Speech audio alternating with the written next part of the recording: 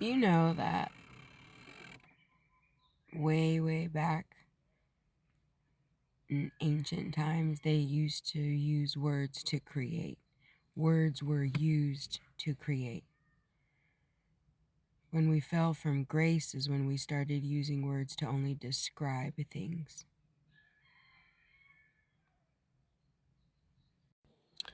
And the definition of grace involves a lot of effortless flow, precision within peace.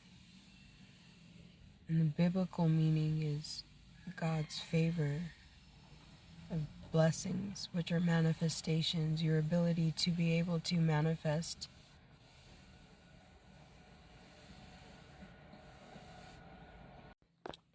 Being aware is key. Once you wake up and realize that you have literally created your entire existence up until this point, which is also weaved in with the fact that you have a pre-picked story that you implemented before you came down here.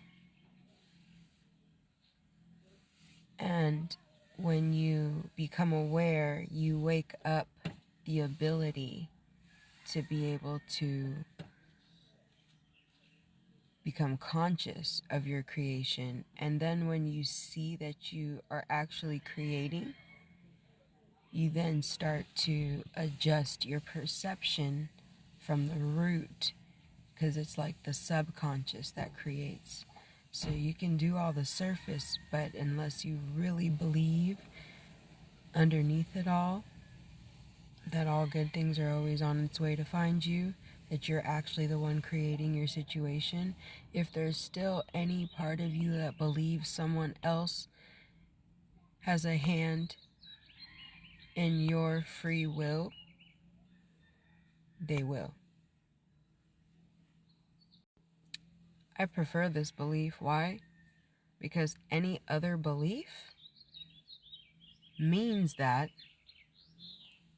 you are the victim and you're at the mercy of someone else or something else potentially having an unfair advantage over you. And I don't think that our Father made all of us unequal. Children, your brother, your sister, same just like me. They said Jesus was my brother. I'm the older sister. I'm just the oldest in my family. And I think it's a harsh reality, but it's a real reality. And I think there's a lot of people that are affected by it. But, you're probably, the statistics are in not our favor. But there's a lot of people out there that up until whatever point in their adult life, however old or young that is, believe I've never had a good mate, right? I've never actually, because if you're single now, that means all the relationships you had up until then didn't work, right? So, largely speaking to the single people, but you could still be in a shitty relationship right now, so I'm talking to you too. But if up until this point you feel like, damn, I've never really had that, take accountability and understand that it's because you've never really exuded that. You've never actually truly deep down believed that you were the shit, that you were worthy of great treatment. And through unprocessed childhood stuff, maybe feeling like you had to earn love by overperforming, right? Or keeping peace by staying out of the way, that kind of stuff. It bleeds into your adult life. And then we just hop from one to one thinking, oh, that one didn't, this one will. But at the end of the day, it will start to work a whole lot better the more you figure it out of yourself, Because the more you figure it out, then when someone is in your energy field, they'll be able to figure you out too, right? The more you know yourself, the more someone's really going to be able to know you.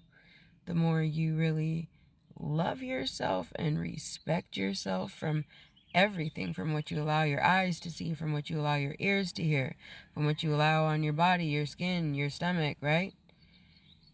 Substances, people, situations, habits, all those things are checking off on your self-love scale. They're all under the same roof. And if you're someone who has to have a Diet Coke every day, you might be unhappy right now when it comes to your relationships. I just gotta say that because clearly there's a lot of us that have had worse problems. But I'm just saying that is a silent killer, not just physically, but relationship wise.